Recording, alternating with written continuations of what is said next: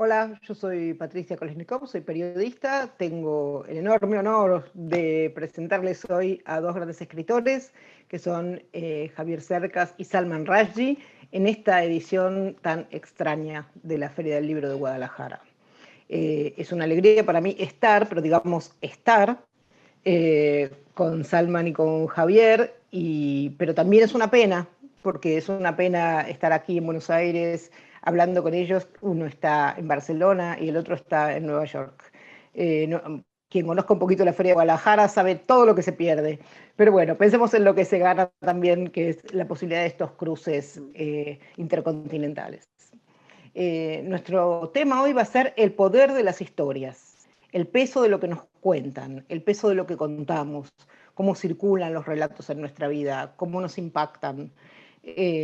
Basta verlos a ellos para saber que no tiene un peso carnal. Pero como no somos bidimensionales, aunque parezcamos, voy a empezar preguntándoles, primero, la gran pregunta de la época, que es ¿cómo están? Y cómo ven a los que están a su alrededor. ¿Quién quiere empezar? ¿Quieren que digo yo? Por favor, bueno, Salman, que es nuestro invitado a la lengua. Well, I'm well, thank you. I was not well because I actually had the coronavirus quite early. I had it in March, and for a couple of weeks. I was fortunate in that I did not have the worst version. You know, I didn't have the breathing difficulties, you know, which are the most dangerous thing. But I was sick, and now I'm in the fortunate position of having antibodies. Of course. So for me, but I mean, of course, here in the United States, there's a calamity. You know, where now over 240,000 people are dead, you know, and that number is rising every day. So it's a very sad moment in America, but we hope there are better days to come starting on January the 20th. ¿Y cómo estás con la situación de estar medio encerrado y con esta extraña normalidad que estamos aprendiendo a vivir? Well, you know, we're all doing it the best we can. You know, I mean, that's I think true of everybody in the world right now. Everybody is trying to get through this, and I mean, I guess for a writer, in one way, there's a possibility of going on with your work, you know, because we do the work at home anyway, if we're fortunate. So, but actually, I found it the first half of the year, I found it very difficult to work. It didn't seem to be a moment to work. And I tried to begin things and I threw them away, etc. Now I think finally the work begins again, you know. So, and hopefully next year the world begins again. Esperemos. Y Javier, ¿vos cómo estás? ¿Y cómo la pasaste? ¿Y cómo ves a la gente? Yo he tenido más suerte que Salman porque no he padecido la enfermedad. Nadie a mi alrededor la ha tenido, nadie de mi familia. Todo el mundo está bien. Y yo, la verdad, he dicho alguna vez que si esto no fuera una catástrofe colectiva, para mí hubiera sido una bendición personal. Esto ya sé que suena muy mal, pero a veces la verdad suena mal. Por eso a la gente le gustan tanto las mentiras, ¿verdad? Quiero decir, la catástrofe es incalculable, es tremenda. Yo a veces pensaba, en España, durante el peor momento de la crisis, la ratio diaria de muertos era más del doble que en la guerra civil. Uf. O sea, es brutal, pero es así. La catástrofe, digamos, en términos de mortandad, pero también en términos económicos. Pero es verdad, para mí, Salman un poco lo insinuaba ahora. Yo creo que para un escritor una situación así es mucho más fácil de llevar, porque al fin y al cabo la vida de un escritor es una vida de encierro, ¿verdad? Nosotros, nos dedicamos a estar en casa, a leer, a escribir, a ver películas, a pensar en las musarañas y entonces para nosotros es más fácil, ¿verdad? Llevar una situación así que para mi mujer o para mi hijo que están acostumbrados a salir, por ejemplo, ¿no? O para tanta gente. Yo tengo que decir que sí he podido trabajar. Por eso he dicho que para mí ha sido una bendición personal, porque no he viajado, me he dado cuenta de que yo viajaba demasiado, muchos festivales y muchas promociones de libros y muchas cosas de este tipo, y ahora me he quedado en casa. Y además con la sensación de que lo mejor que podía hacer era quedarme en casa. Lo más útil que podía hacer en fin, para que esto pasase, ¿no? Para que esta situación acabase, era quedarme en casa. Entonces, la verdad es que he trabajado mucho y que, en fin, he trabajado como hacía mucho tiempo que no trabajaba. No me ha perturbado la situación general, aunque sabía que había, aunque soy consciente de que había una enorme catástrofe. Pero insisto, lo mejor que podía hacer era quedarme en casa, y es lo que he hecho. ¿Cómo está la gente ahí? O sea, pienso Barcelona, ¿hace cuánto? ¿Hace un año y medio? Estaba en la calle gritando y como agitando el tema de la independencia y ahora está todo el mundo guardado. ¿Cómo ves a la gente? Yo creo que la gente está más o menos en todas partes igual. El otro día fui a Madrid, donde los restaurantes están abiertos, los bares están abiertos. En Barcelona todo está cerrado. Y la sensación es una sensación fantasmal, de pesadilla. Cuando, seguro que a Salman le ha ocurrido mucho estos días, nos han preguntado a qué se parece esto. La gente ha hablado mucho de La peste de Camus, por ejemplo, que a mí me parece la novela más floja de Camus. Y que además no trata de la peste, trata del nazismo, ¿verdad? A mí lo que me recuerda a esta situación son las novelas de Kafka. Esto es lo más parecido a las novelas de Kafka, es decir, nadie ha dado mejor que Kafka la textura de una pesadilla. Y esto tiene la textura de una pesadilla. Tú vas al aeropuerto y es un lugar fantasmal, donde no hay nadie. Vas a una estación de tren y hay poquísima gente.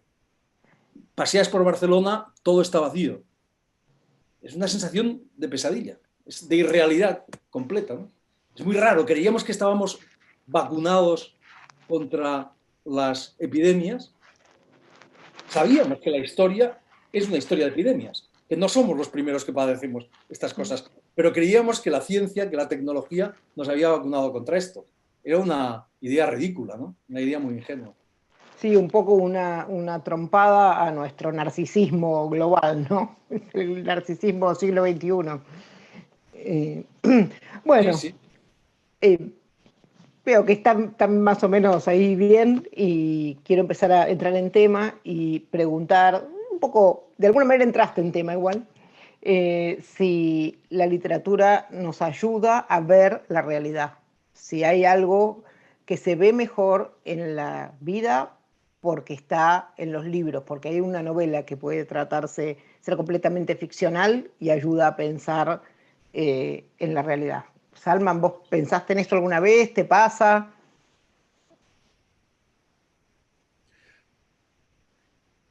You know, the American critic Harold Bloom once said that, I mean, I'm paraphrasing, that when the world begins to disintegrate around us, we turn to literature, you know, where we find the imagination and reality and form a shape to life, you know, and it can be valuable.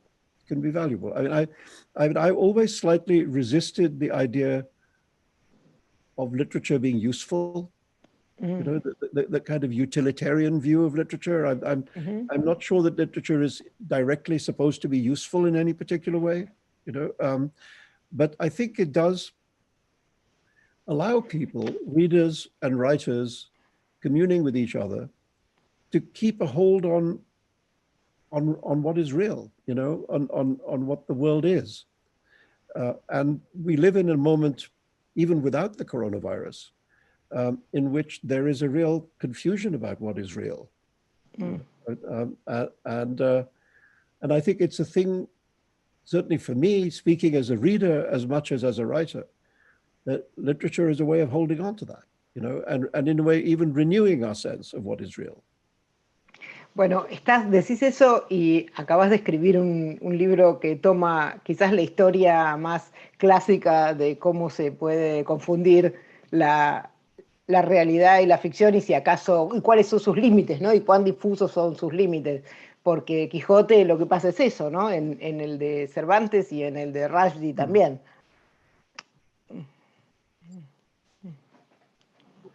Yeah.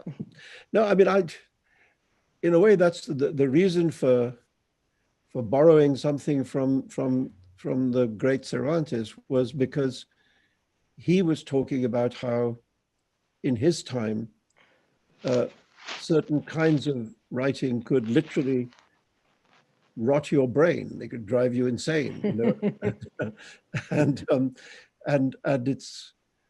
and I thought to myself, if he was with us today, what would his target be? You know, what would he satirize? What would he feel was dangerous in that way?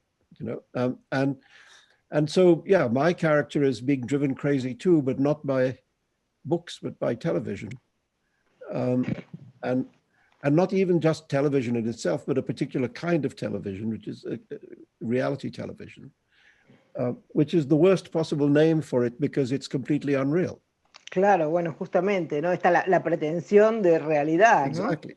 Y cuando todos sabemos que... But exactly that, if you are obsessed with a world which is in fact highly fictitious and manipulative, but tells you that it's real, calls itself real, then you can fall into a confusion about the real, you know, and that was a starting point for it. Javier, quiero volver a la pregunta de si la literatura nos puede o nos pasa, que nos ayude a mirar la realidad y tomando algo que dijo Salman, que es que él no quiere verlo como algo utilitario y tal vez sea algo que pasa a pesar de que uno no quiera verlo como algo utilitario, como, bueno, al leer nos pasan maneras de mirar el mundo que nos ayudan a ver otras cosas, ¿o te parece que no? Mira, yo también crecí como Salman, con un gran escepticismo hacia esa idea de que la literatura fuera útil. Es decir, cuando yo era joven, feliz e indocumentado, como diría García Márquez, yo creía que la literatura era un juego, ¿no? Un juego sofisticado, intelectual, placentero, pero nada más. Bueno, hoy estoy totalmente seguro de que la literatura es útil. Esto a los escritores nos cuesta mucho decirlo, porque claro, se supone que lo que hacemos es útil, ¿no? Entonces nos cuesta mucho decir que lo es, pero lo es sin la más mínima duda, en mi opinión. Habría que definir en qué consiste lo útil, ¿verdad? Pero entender la realidad es útil. El placer en sí mismo es útil. Claro. Eso ya es útil. O sea, la literatura para mí es útil siempre y cuando no se proponga serlo. Si se propone ser útil, entonces se convierte en propaganda o pedagogía y deja de ser útil. Esta es la gran paradoja. Pero por supuesto que leyendo las novelas de Salman Rushdie entendemos cosas y que desde ese punto de vista son enormemente útiles para entender la realidad. Por supuesto que sí, porque la literatura es un placer, antes que nada, por supuesto, pero al mismo tiempo es una forma de conocimiento. Es como el sexo. El sexo, antes que nada, es un placer, pero también es una forma de conocimiento de los demás y de uno mismo. Con la literatura ocurre exactamente lo mismo. ¿Cómo no va a ser útil el Quijote? ¿Cómo no va a ser útil el Quijote? Por supuesto. El Quijote es un libro que nos cambia el mundo, que ha cambiado el mundo. Esto no tengo la más mínima duda. ¿Por qué lo cambia? Solo mencionaré una cosa. Porque inventa, más que inventarlo, crea un género en el centro del cual hay una cosa que se llama ironía. Y Salman está totalmente de acuerdo conmigo, estoy seguro, en que puede haber alguna novela sin humor, tal vez, pero no sin ironía. la ironía entendida en el sentido de Cervantes. Quien mejor lo definió para mí es un gran escritor, un gran crítico alemán romántico, Schlegel. Le llamaba la forma de la paradoja, ¿no? La ironía es la forma de la paradoja. ¿Qué quiere decir eso? Es muy sencillo. Don Quijote está totalmente loco, totalmente loco. Debería estar en un sanatorio psiquiátrico, ¿verdad? Está como una cabra, como se dice en español. Bien, pero al mismo tiempo es un hombre absolutamente lúcido. Es un hombre capaz de pensar con la mayor inteligencia acerca de las cosas más complejas, la justicia, todo, ¿verdad? Eso es la ironía. Una cosa puede ser dos cosas a la vez. Don Quijote es un personaje ridículo, grotesco. La gente se ríe de él, pero al mismo tiempo es un personaje heroico, un personaje trágico. Es, como dice un gran poeta nicaragüense, el rey de los hidalgos, señor de los tristes. Es las dos cosas a la vez. Eso es la ironía. Y eso es una forma de conocimiento absolutamente insustituible, ¿verdad? Eso es lo que más odian, bueno, los fanáticos, como saben mejor que nadie Salman, odian la alegría, odian el humor, pero lo que más odian es la ironía. Y por eso odian las novelas, porque muestran que la realidad es poliédrica, que las verdades pueden ser verdades contradictorias. Bueno, eso es una forma de conocimiento que la novela, con la que Cervantes revoluciona nuestra visión del mundo, y es la forma de conocimiento propia de la novela. Y eso claro, es no solo útil, es extraordinariamente útil. Pensaba que la seriedad también está vinculada a la obediencia, ¿no? Uno es serio, dice, obedece, toma las cosas como son, y la ironía siempre es un poco como urticante, ¿no? Como ir rascando donde pica. Y me pareció que Salman quería decir algo, lo vi así como con cara. Yeah, I speaking for myself, I find it hard to fully embrace books which lack humor. I mean, there are some very great writers whose work is entirely without humor, and I find I find them difficult, for that reason. Yes. I mean, George Eliot, gigantic writer, but utterly humorless, and to my mind, that's a problem. I mean, I understand, because before the fans of George Eliot descend upon me, I'm not denying her genius. I'm simply saying that as a reader, it lacks that dimension for me. And I think you're right. There's something radical about humor. There's something which does not accept the world as it is, that does not respect people who demand respect. Mm-hmm. And can be playful with the world, as you say, Javier, as you say, in a way that, people who are authoritarian always loathe it. Humor is the thing that authority cannot bear. And that, I mean, I'm just thinking about going back to usefulness. Maybe it's the word useful that is not useful. Yeah. Está bien. Hay que redefinir la palabra utilidad. Claro, la novela no sirve para detener la pandemia, por ejemplo, ¿verdad? No sirve para cambiar el mundo como lo cambia la política, ¿no? Esta es una visión ingenua y además perniciosa que tenían los escritores comprometidos, digamos, de los años 60, ¿no? Los escritores, la literatura engagée.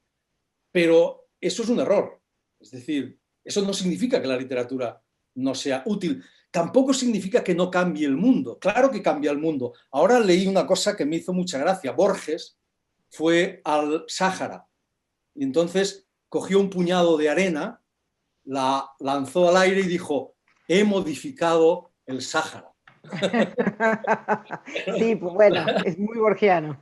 Claro, la literatura no lo dice en serio, mundo. y lo dice en serio, y lo dice en serio, y tiene un fundamento filosófico para decir eso. Claro, claro. Entonces, la literatura, todos los lectores sabemos que hay libros que nos han cambiado. Quien no sabe eso no es un buen lector, ¿no? Es lo que decía Kafka en aquella carta tan famosa, ¿no? Un gran libro es un hacha que rompe el mar de hielo que llevamos dentro, ¿no? Y nos revoluciona, nos cambia la percepción del mundo. Eso es lo que hace la gran literatura. A eso aspiramos a hacer con los lectores, ¿no? Que después de leer un libro nuestro vean las cosas de otra manera, ¿no? Y claro, y todos hemos experimentado eso con determinados libros, ¿verdad? Y eso es fantástico, eso es extraordinario, ¿no? Eso es lo que hace la literatura, no cambiar el mundo, sino cambiar la percepción del mundo de los lectores, obligarlos a hacer que miren el mundo de otra manera. Uno por uno, ¿verdad? I think, this, the question of books that we love, I mean, how many books are there in a lifetime that we could say we genuinely love those books? Yeah. It may not be a very large number, and No. I think it'll be a different number for everybody, but it's never it's not hundreds of books, No. It's a small number. And those books, as you say, become part of our way of seeing the world. Our vision of the world is shaped to some degree, greater or lesser degree, by the books that we love.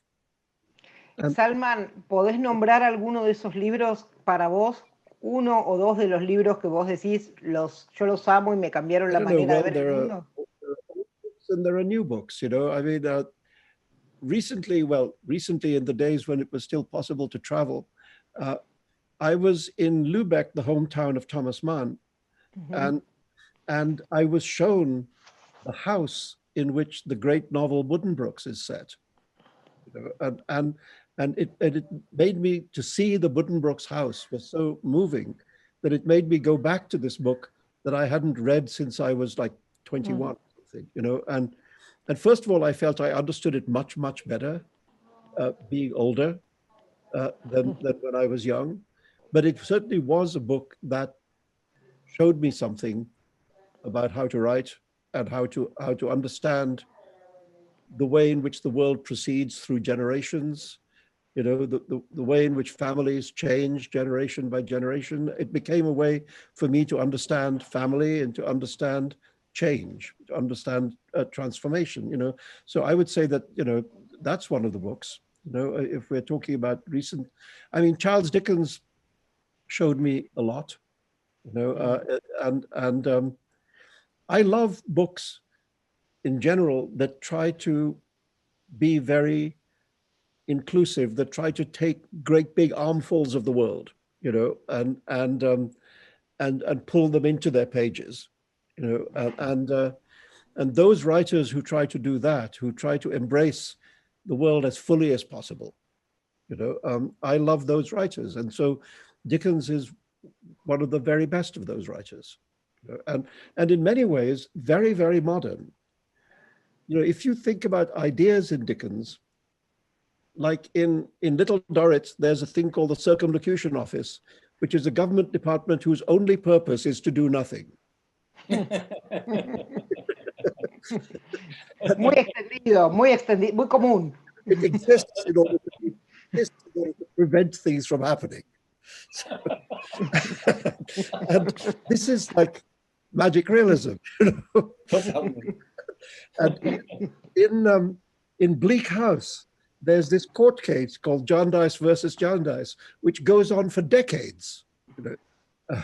Generations of lawyers follow each other into court, and the court case never ends. And I mean, if you were to find that in Garcia Marquez, it would not be surprising. Claro. O Kafka. Yes. Or in Kafka. So there are many ways in which Dickens speaks to us directly, not as a writer from the past, but as a writer from the present. So, yeah, let me say Thomas Mann and Dickens. Bien, y Javier, ¿vos tenés los tuyos? ¿Esos libros que amás y que te cambiaron la cabeza? yo estoy de acuerdo con Salman en que hay pocos autores o pocos libros que sigan siendo importantes para un lector a lo largo del tiempo. Creo que hay muy pocos. Es decir, un libro puede ser muy importante para una persona, para mí, en un momento determinado, pero luego deja de serlo. O al revés. Yo intenté leer a Proust cuando tenía 18 años y me aburrí muchísimo y lo dejé. Pero volví a leerlo cuando tenía 35 y era otra cosa completamente distinta. No pude dejar de leerlo. Yo, autores que me gustaban cuando tenía 20 años y que me gustan ahora, hay pocos. Podría mencionar alguno. Por ejemplo, Borges. Es un autor que para mí ha sido siempre fundamental.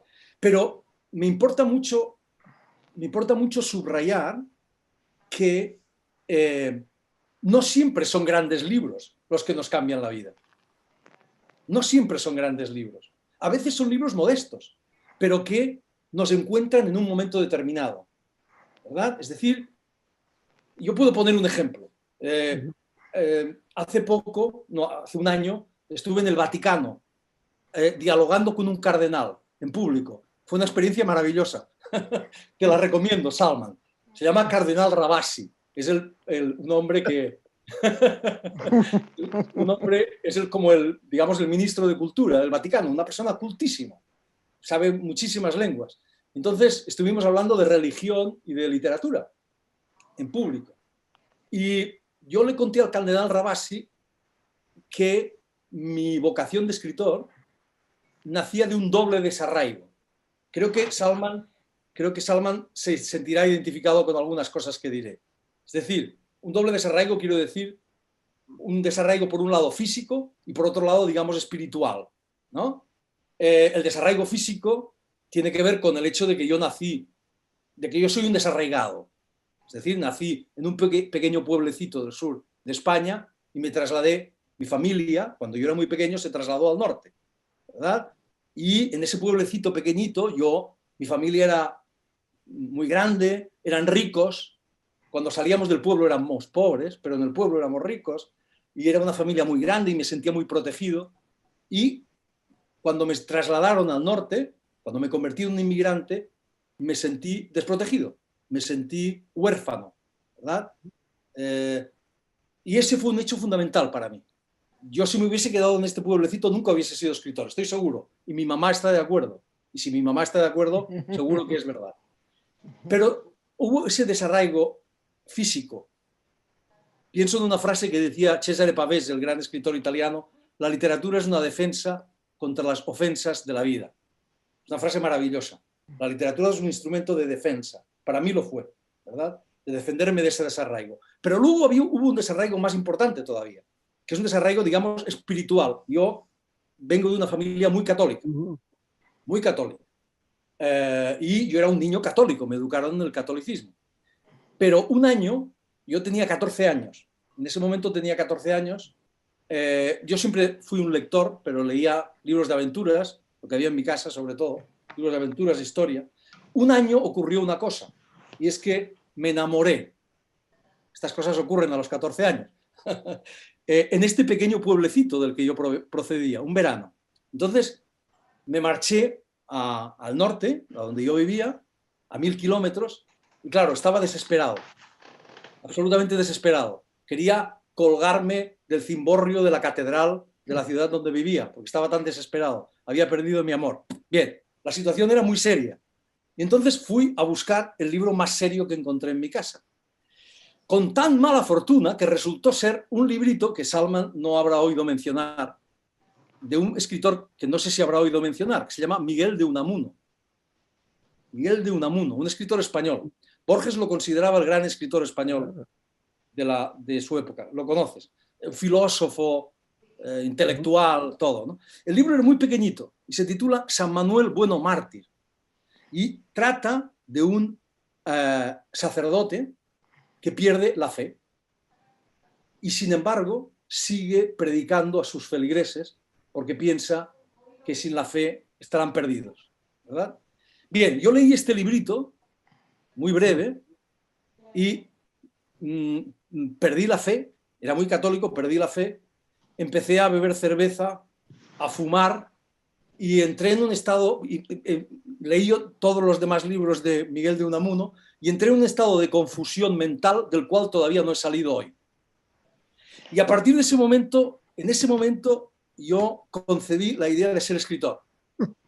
Concebí la idea de ser escritor. Es decir, para mí, la literatura, gracias a este pequeño librito, y después los libros de Unamuno, que leí todos, en un estado de febril, yo creo, esto es lo que le contaba al cardenal, que estoy seguro, vamos, que para mí la literatura fue una especie de sustituto de la religión, de las seguridades que busqué en la literatura, no es que lo fue, busqué en la literatura un sustituto de las seguridades, del confort, ¿no?, que te ofrecía la religión, una especie de antídoto contra el desarraigo geográfico y el desarraigo espiritual. Por supuesto, esto fue un error, obviamente, porque la literatura, la novela en particular, nunca te ofrece las seguridades que te ofrece la religión. Por supuesto que no es lo contrario. Las verdades de la literatura, de la novela en particular, son siempre, como decía antes, ¿no?, ambiguas, poliédricas, ¿no?, tornasoladas, ¿no? Pero eso es así. Es decir, un libro que no he vuelto a leer, no lo he vuelto a leer, y no sé si es una obra maestra, no lo sé, pero lo leí en determinado momento y a mí me revolucionó, me cambió la vida. Y ahí descubrí, entre otras cosas, mi vocación de escritor. Esto ocurre. That's so interesting. In so many ways, I feel a real deep connection with what you're saying. Partly because of the first part of what you're saying, which is the question of uprooting. Yes. You know? In my case, it was over a larger distance, you know, and I mean, I remember growing up in Bombay as it was then, and people like me still call it Bombay. We think of Mumbai as a fake name, you know, in the way that Saigon is not really Ho Chi Minh City. Bombay is not really Mumbai. Anyway, I grew up there and I was very happy there. I had a happy childhood, and I loved it. You know, the city that was my home, and yet, when my father asked me if I wanted to go to school in England, which I was not pressurized to do, you know, they weren't telling me I had to go. It was my choice. Something in me said yes, I wanted to go. You know, and I now find it hard to understand why that was. You know, it's not that I wanted to get away from home. I was happy, you know, and yet some spirit in me wanted to go somewhere.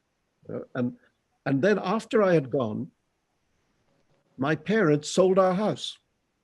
You know, I mean, like without consulting me, of course, because I was like 14. And I never forgave them.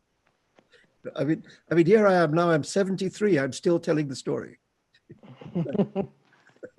And so suddenly, the safe place, the place where I'd been born and raised and that I knew intimately, was not there anymore. You know? And then, you know, my life became in more than one place at once. And my family ended up in Pakistan. I didn't want to live in Pakistan. I ended up staying in England. And I really felt one of the things that made me a writer was the need to reclaim what was lost. And by a kind of beautiful coincidence, a lot of Bombay is a city that is built on land reclaimed from the sea. You know, it's originally there were 7 islands, and the British reclaimed the land in between in order to create this peninsula, which is what is now downtown Bombay. You know, so the city itself is an act of reclamation. You know, and I thought to myself that I have to make an act of reclamation to try and reclaim it for myself. You know, and that was really one of the things that pushed me to be a writer. The other question of religion also, because, you know, I of course, if you grow up in India, Pakistan, religion is everywhere. You know, many religions are everywhere. And yet somehow I grew up in an environment, my immediate parents and their friends, etc., which was not very religious. You know, my parents were not practicing, just in the most minor way. Like in our house, religion meant that we didn't eat pork. Okay. I mean, that was basically it. That was all. And I remember coming to England to go to boarding school and going to the school shop and buying myself a ham sandwich. And eating a ham sandwich the first time in my life, you know. And the world did not end, you know. There was no thunderbolt from the sky striking me dead. And at that point, it proved to me that God did not exist. Sabes que quizás se acuerdan, hay una escena muy parecida en Unorthodox. No sé si está en la serie o en el libro, pero quizás en el libro, que es lo mismo, que ella por primera vez come un sándwich yo creo que de jamón también, y es como un momento, espera que le caiga el cielo encima y no cae el cielo. Pero bueno, veníamos tratando de hablar, yo iba a hacer, se adelantaron como dos preguntas, quiero decir. Ustedes, pórtense bien. Se adelantaron como dos preguntas a la pregunta de si la ficción modifica la realidad, pero ya estamos ahí, ya atravesamos todo eso. Evidentemente, los dos han contado cómo la ficción ha modificado sus realidades. Y me gustaría contar algo muy chiquitito de Borges, justamente. En la Argentina hay dos libros fundantes, el Martín Fierro y el Facundo. El Martín Fierro es la historia de un gaucho desertor que lo llevan al ejército y él escapa. El Facundo, en el fondo, es un programa político de Sarmiento, que terminará siendo presidente y que es como el civilizador, la civilización, la idea más norteamericana de América. Y Borges dijo una vez que, bueno, el Facundo, el Martín Fierro es el libro nacional. Entonces Borges dijo, sí, nosotros tenemos el libro de un gaucho desertor como el libro nacional. Si en vez del Martín Fierro hubiéramos elegido el Facundo, este sería otro país y mejor. Está muy bien. O sea, la idea de que el libro hubiera modificado el país.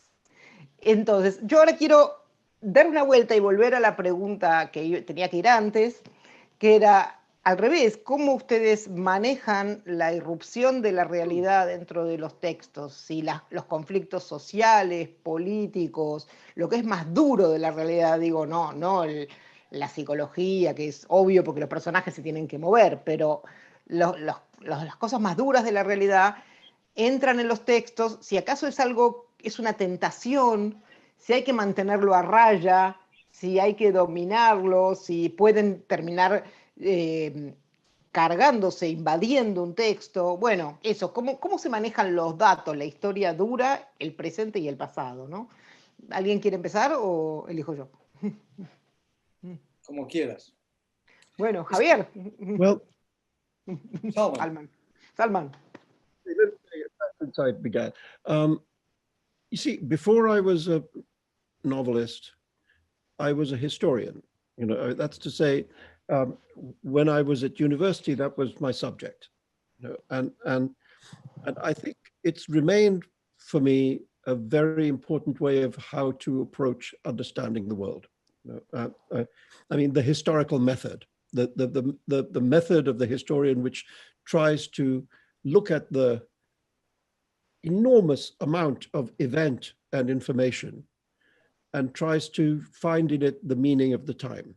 You know, and that's a training which is, of course, very valuable if you're writing fiction as well. And I think also that the great questions that history asks those who study it are also, in many ways, the great questions of literature, like what is the relationship between the individual and the society? You know, what is the relationship between the great macrocosm, the grand narratives, and the individuals within them?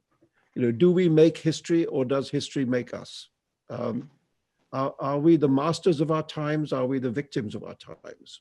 You know, these are the questions which, as a historian, you have to answer for every age, you know, and I felt that that's something that my books in some way continue to some degree to engage with the subjects of history, whether it's contemporary history, you know, the independence movement in India, whether it's even more contemporary history, the last decade of life in the United States, or ancient history like the period of the Mughal Empire or the High Renaissance, you know. But I find that it somehow always is there in the background of my thoughts, and I try and find ways in which my characters can engage with those larger subjects, you know, to try and find a crossroads, if you like, where the private life intersects with the public life, you know, and to try and build the book on the crossroads. Claro, bueno, eso se ve claro en esto que estamos viendo todos ahora, que es Patria de Fernando Aramburu, se ve muy claro, ¿no? Cómo trabaja sobre cómo pega en el nivel más familiar y más cercano la historia más grande, como ha sido el gran hallazgo, ¿no? de esa novela y ahora de esa serie. Javier, ¿vos qué pensás de esto? Me pregunto si es un potro que hay que domar, ¿entendés? La realidad. Mira, yo quisiera partir de una constatación muy evidente. La ficción pura no existe. La ficción pura es un invento de quienes no saben lo que es la ficción. Si existiera la ficción pura, no solo no sería nada interesante, sino que sería ininteligible. La ficción siempre parte de la realidad.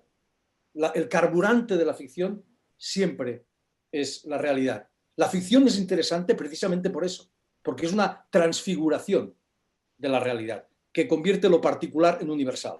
Esto es muy importante decirlo.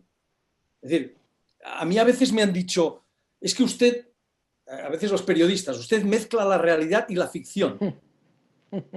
Claro, lo dicen como preocupados. Y yo les digo, hombre, esto en el periodismo no se puede hacer, obviamente, porque si mezclas ficción y realidad, el resultado es una ficción. Como si mezclas verdad y mentira, el resultado es una mentira. Pero en la literatura se hace desde que el mundo es mundo. O sea, desde que el mundo es mundo. Hoy día todavía no sabemos, en la Ilíada, no sabemos qué es realidad y qué es ficción y qué es leyenda, ¿verdad? Shakespeare está lleno de personajes reales, Cervantes, etc. Entonces, incluso los autores de literatura fantástica, del irrealismo mágico, etcétera, etcétera, parten de la realidad. Su carburante es la realidad. Y se puede hacer lecturas políticas de esos autores y nos pueden ilustrar acerca de verdades fundamentales, no solo sobre el ser humano, sino sobre la historia. Borges, por volver a Borges, no es un autor que vive en la Torre de Marfil, ¿verdad?, aislado del mundo. Hay cuentos de Borges que son profundamente políticos y que abordan cuestiones históricas profundas. Salman Rushdie, tú lees los libros de Salman Rushdie y claro que nos ilustran y claro que contienen profundas reflexiones acerca de la historia de la India, acerca de la Norteamérica contemporánea, acerca de nuestro mundo. Lo que pasa es que el modo de conocimiento de la novela, en particular de la literatura, no es el modo de conocimiento de la historia. Son cosas completamente distintas, que a veces Aristóteles, si me permitís, hablaba de la verdad histórica y la verdad poética, decía él, ¿verdad? Que son distintas. La verdad histórica es una verdad concreta, específica. Lo que busca la historia es qué les ocurrió a determinadas personas en determinado tiempo y en determinado lugar, ¿verdad? Esa es la verdad histórica. En cambio, decía Aristóteles, está la verdad poética, que es una verdad abstracta, es una verdad moral, es una verdad universal. Lo que busca la verdad literaria, diríamos nosotros, la verdad de las mentiras, como dice Vargas Llosa, la verdad de la ficción, es qué nos pasa a todos los hombres en cualquier circunstancia y en cualquier lugar. Y por eso, por cierto, Aristóteles decía que la poesía era superior a la historia. Pero, insisto, es decir, claro que volvemos a lo mismo, claro que desde este punto de vista la literatura proporciona conocimiento. Pero, por supuesto, lo que pasa es que el tipo de conocimiento que proporciona es distinto. al que proporciona la historia, ¿verdad? ¿Y cómo usarlo? Pues yo creo que no solo cada escritor lo usa de una manera distinta, sino que cada libro lo usa de una manera distinta. O sea, yo no veo que Salman, por ejemplo, por mencionar sus libros, use la historia del mismo modo en ninguno de sus libros. Está ahí casi siempre, pero está de maneras distintas. ¿Por qué? Estoy hablando demasiado, pero por un motivo muy sencillo. Porque para mí, al menos, no sé qué opina Salman, pero para mí escribir una novela consiste en formular una pregunta compleja de la manera más compleja posible. En eso consiste escribir una novela, ¿verdad? Y además no contestarla. O no contestarla de una manera clara, unívoca, taxativa, sino siempre, como decía antes, ambigua, poliédrica, contradictoria, esencialmente irónica. La respuesta es la propia búsqueda de una respuesta, la propia pregunta, el propio libro, ¿verdad? Entonces, cada novela consiste en formular una pregunta de la manera más compleja posible. Y como cada pregunta es distinta, la manera de formularla también tiene que ser distinta.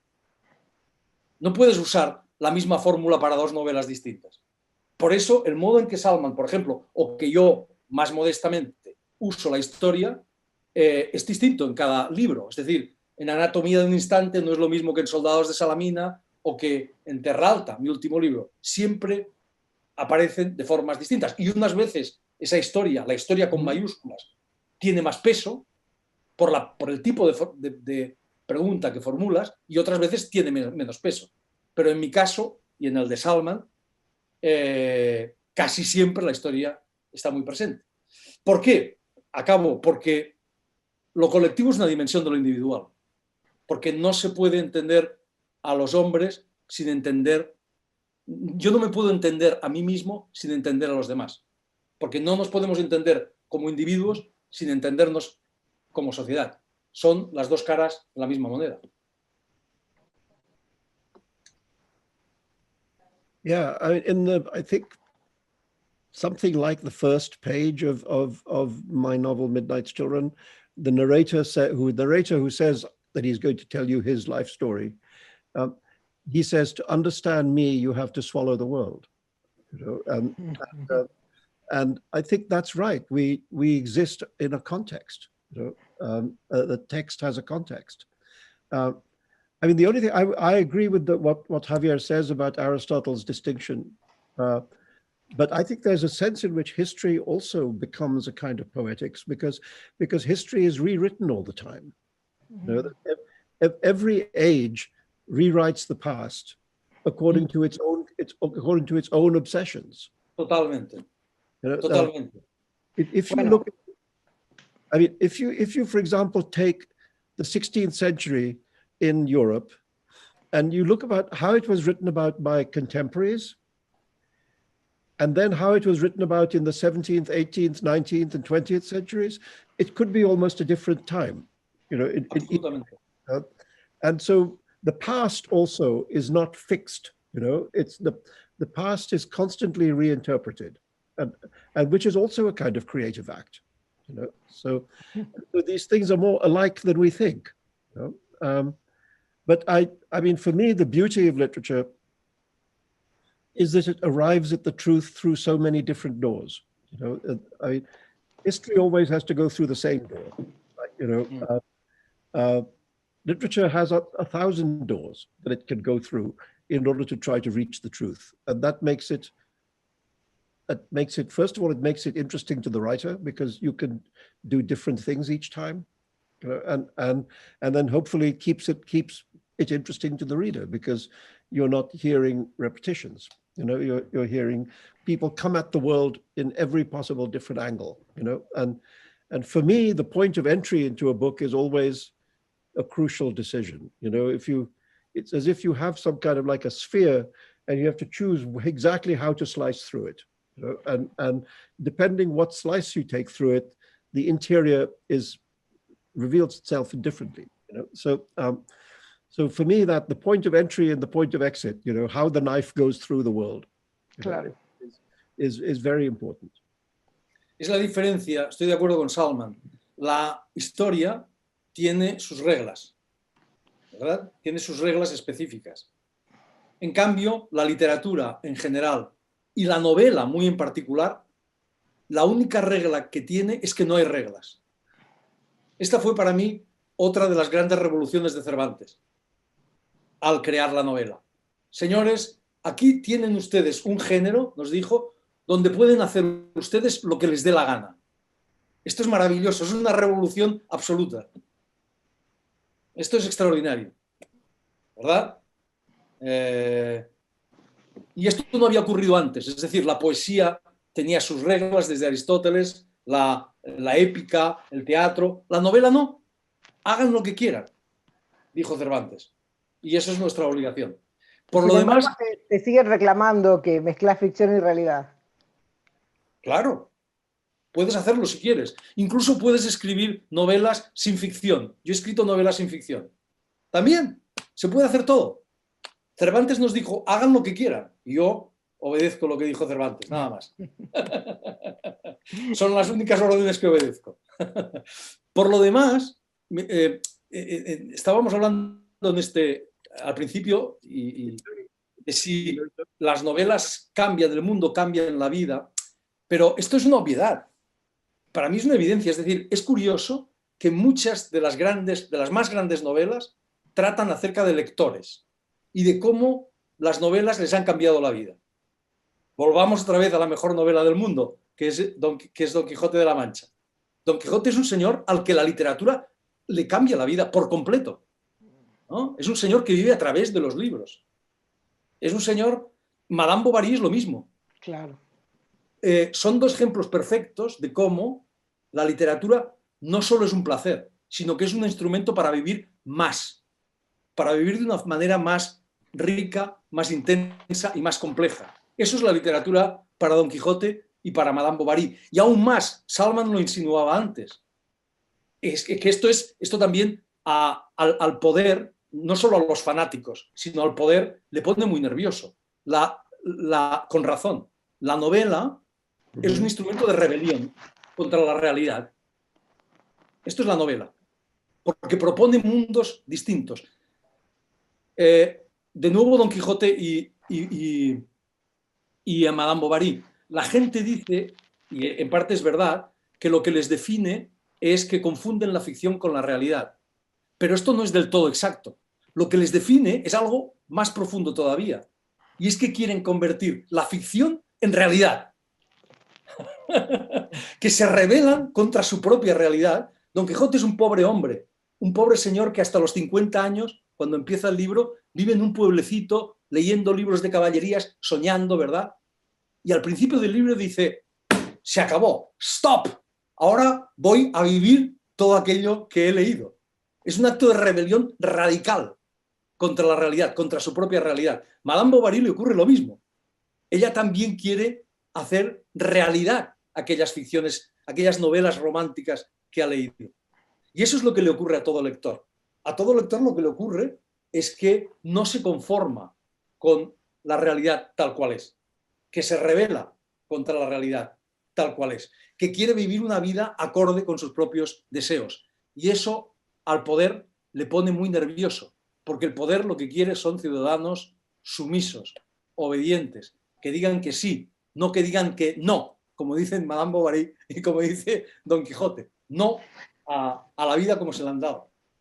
Ahora, yo me preguntaba si ustedes, como escritores, o sea, como artífices de esos objetos que luego van a producir semejantes cosas, son conscientes y no tienen miedo de lo que están haciendo, porque, bueno, ni que hablar que luego hay formas de leer que generan reacciones, o sea, no tengo que explicar que estoy hablándole a Salman Rushdie, el tipo de reacciones que puede haber, le han cambiado la vida a él y a alguno de sus traductores se la han terminado, y los debates que generaron Soldados de Salamina, porque mete el dedo en un tema que es todavía sensible, o sea, se atreve a meterse de una manera audaz con un tema que para la sociedad española todavía siendo sensible. Entonces, me pregunto, ustedes al momento de meterse con la religión, con la guerra civil, ¿prevén los efectos que va a tener? ¿Puedo contestar? ¿Me permite, Salman? Nadie puede prever los efectos que tiene un libro. Estoy seguro de que Salman no prevía el efecto que tuvo los versos satánicos. Es imposible.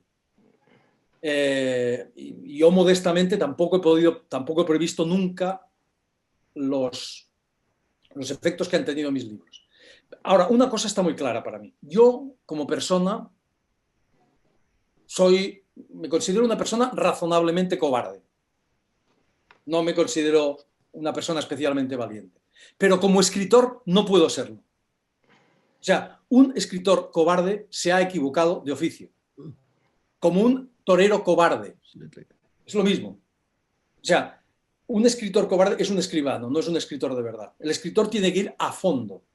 Por supuesto que Salman Rushdie sabía que estaba tocando un tema delicado, muy delicado, no solo cuando escribió, estoy seguro, los versos satánicos, sino cuando escribió, en fin, muchos de sus libros. Midnight Children, sin ir más lejos, por ejemplo. Pero un escritor tiene que dejar el miedo en su casa. O sea, tiene que aparcar el miedo y tiene que ir al fondo, ¿no? Al fondo de lo desconocido para encontrar lo nuevo, como decía Baudelaire. Y eso es lo mínimo que se le puede exigir a un escritor. No digo nada más porque ahora quien tiene que hablar es Salman. I 100% agree.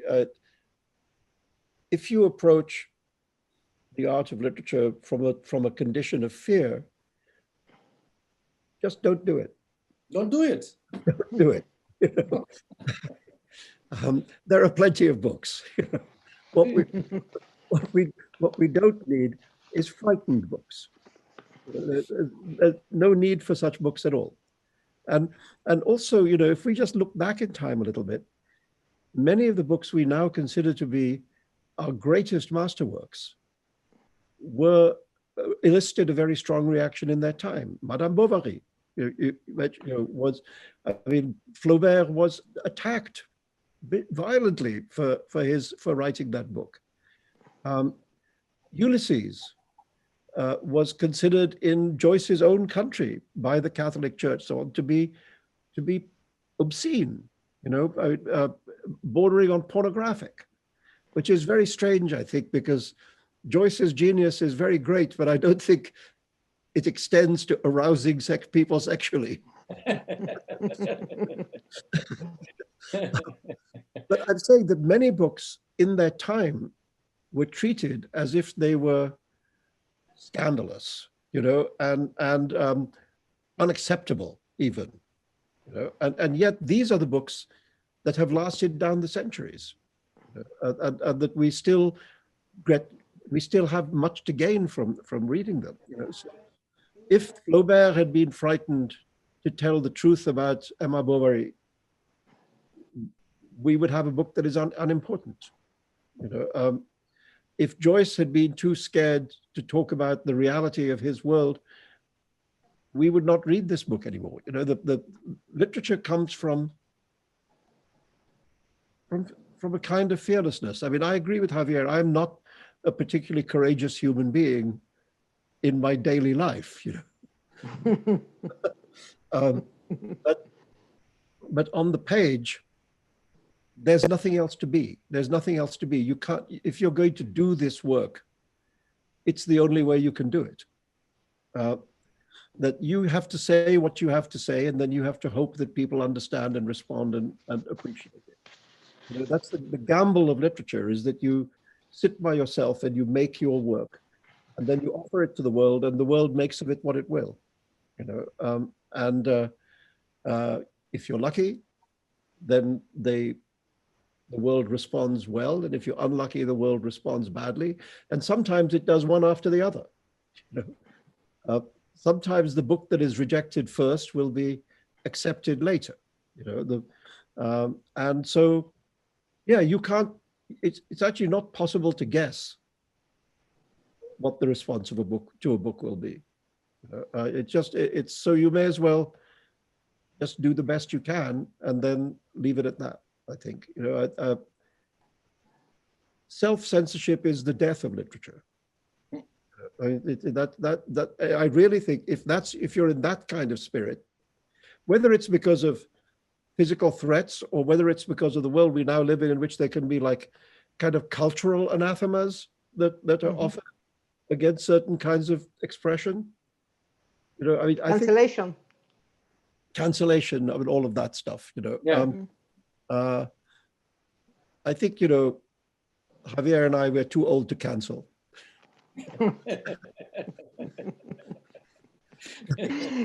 Es que, sin embargo, un poco lo que sorprende es este cruce de nuevo entre planos, ¿no? Entre el plano de la ficción y de la realidad, o de la literatura y de la realidad, porque uno puede hacer una crítica de un libro, es decir, este libro es muy malo, las ideas, es obsceno, no sé qué, pero decir hay que matar al autor es otro tipo de cuestión.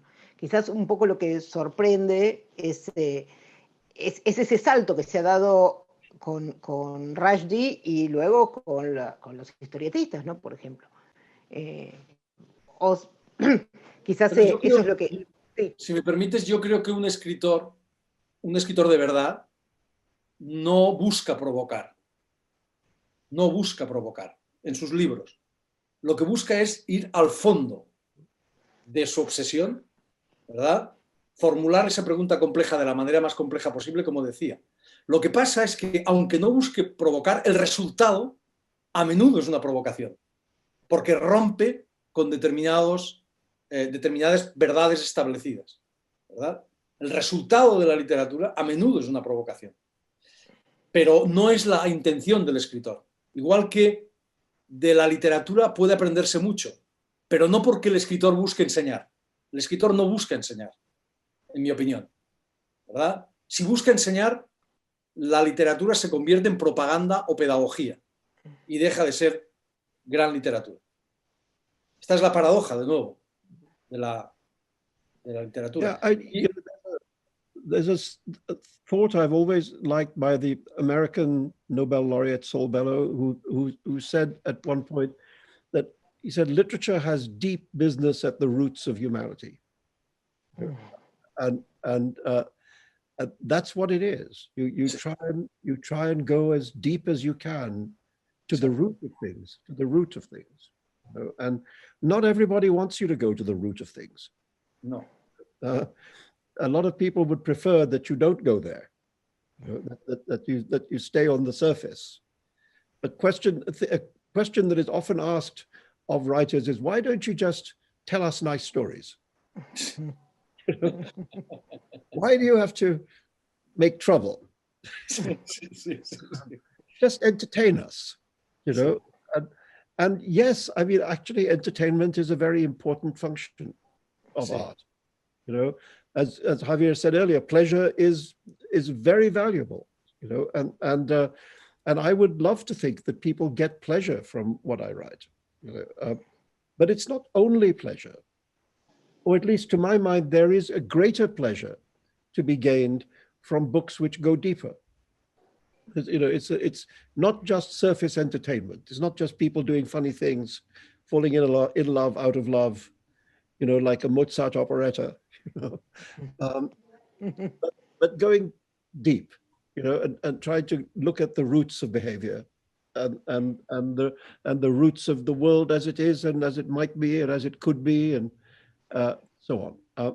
So this is difficult work, you know, and it's not just, we're not just performing for the entertainment of the masses. You know, we're trying to struggle with things in ourselves. We're trying to struggle with our own comprehension, you know, and you know, that in the end is the limit of our talent. The limit of our talent is what we ourselves are able to comprehend, and what we're able to, how we're able to, if we're lucky, increase our comprehension. You know, I always feel that by the time I finish a book, I want to know something I didn't know when I started the book. Claro. You know, and that doesn't have to be like research. It has to be something about human beings, about human nature, about what it is, human life, what it is, what are we doing here, you know, And I hope that each time I finish a book, I've learned something. I've discovered something that I didn't fully know before. And so the work of art is also valuable as a process of information for the person making it. I don't know about you, Javier, but as I've gone on, my books are less planned out in advance than they used to be, and they're more a process of discovery. Like when I'm writing about Mike Quichotte going on his journey, there are things that happened to him on his journey that I had not planned to happen, that were discovered in the act of making the book. And I now have come to really enjoy that act of discovery, the act of creation as an act of discovery, and the way I tell it to myself is that, you can have two kinds of music. You can have the symphony where everything is scored, everything is written down, and you just have to play it, and then you have jazz, where there is, of course, a structure, but within that structure, there is enormous room for play and for discovery. I think when Miles Davis picks up his trumpet, he doesn't always know exactly the noise that's going to come out of it, but he discovers the music, and I now like that as a way of thinking. Bueno, si yo fuera una psicoanalista lacaniana, y como estoy acá en Buenos Aires, creo que voy a tener cierta autoridad para decirlo, diría, dejemos acá, porque hemos llegado a un lugar que me parece precioso a través de un largo camino. Sin embargo, me voy a atrever a una pregunta más, que es un poco de imaginación,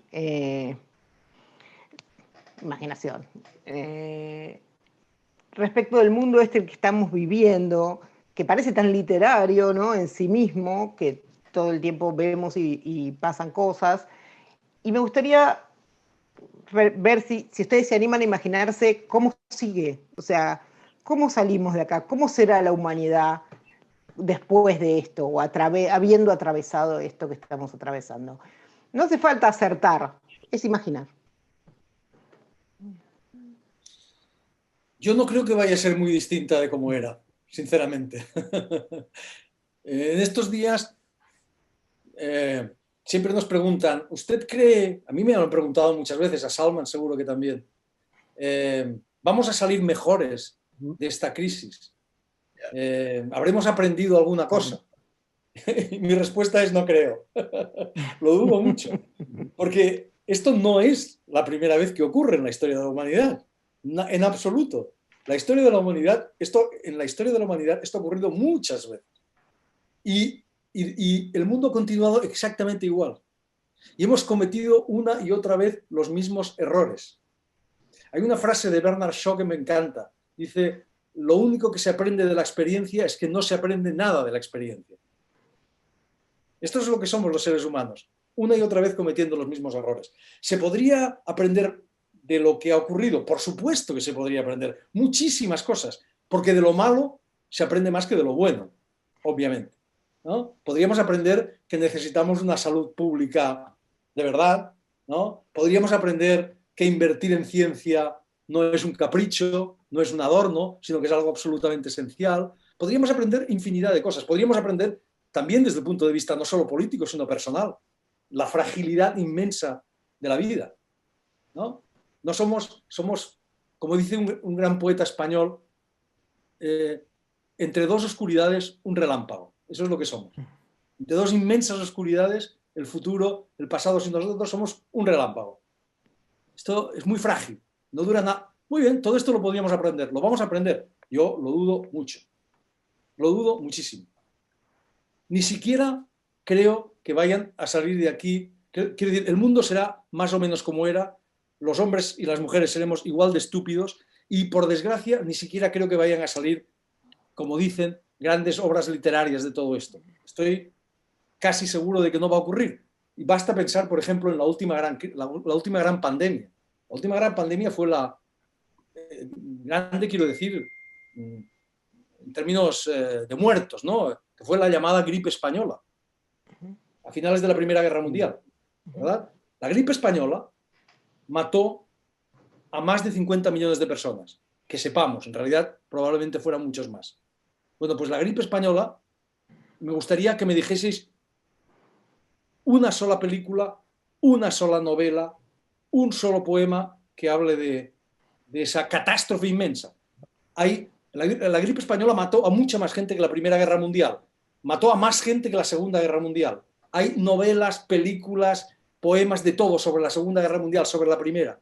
Sobre la gripe española, algún verso de Eliot, algún personaje de Virginia Woolf que aparece. Nada, no existe prácticamente. Como diría García Márquez, la pandemia no tiene quien la escriba. Es así de triste. Entonces ni siquiera vamos a sacar eso de ahí. Salman, ¿cómo vamos a hacer? You know, there was a plague in the time of Shakespeare, and he wrote King Lear and Macbeth during the plague, but they have no reference to the plague. You know, the closest we come is in Romeo and Juliet when we have the line "a plague on both your houses." You know, that may be for the contemporary audience. They hear that word, and they would hear a reference to the illness that was around. But in the most part, Shakespeare didn't write about it, even though there he was, Shakespeare. You know, I sadly agree with Javier. I think there may be small things that we learn.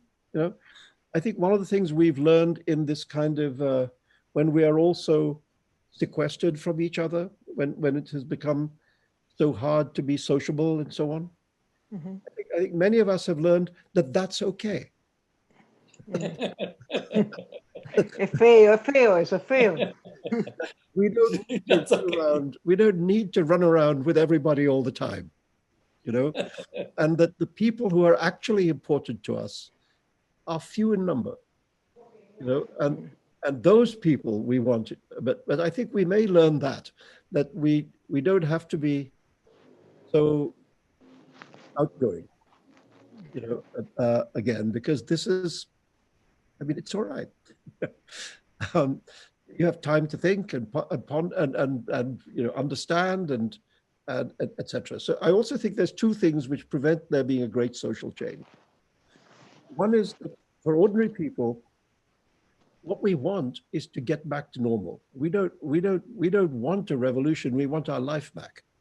Mm-hmm. And we want to be able to go to a restaurant, go on vacation somewhere. You know, ordinary life is what we want back right now, you know, and we don't want some we're just going through a huge social upheaval as it is, you know, we don't want another one after it. So there's that instinct in human beings to say, you know, enough already, enough. All we want is ordinary life. And then, of course, there's the question of power. Power does not give itself up very easily. You know, and the people in the world who are the possessors of power are not going to say, okay, so now let's abolish nuclear weapons and let's have a completely green universe. And let's do all these beautiful things that we should have, that we have learned, you know, we have learned our lesson. And, you know, billionaires should give their money away. And dictators should surrender to the will of the people. So unfortunately, this is not how the world works, you know, and so I think partly because of the desire of power to hold on to power and the desire of ordinary human beings to get back to their ordinary lives, you know, these are not things that add up to a revolution. Bueno, espero, les voy a decir, mi deseo es que nos encontremos, les hago una cita dentro de un año en Guadalajara, sin barbijo, con tequila o con agua mineral, y poder darles la mano y decirles muchas gracias por esta entrevista, por estas palabras. Fue un momento hermoso y bueno, espero que los que lo están viendo, que supongo que son los lectores, lo hayan disfrutado por lo menos igual que yo. Chao, gracias. Gracias. Thank you, Patricia. Wonderful to talk to you, Javier. Thank you very much, Salman. It was great. Bye-bye. Bye.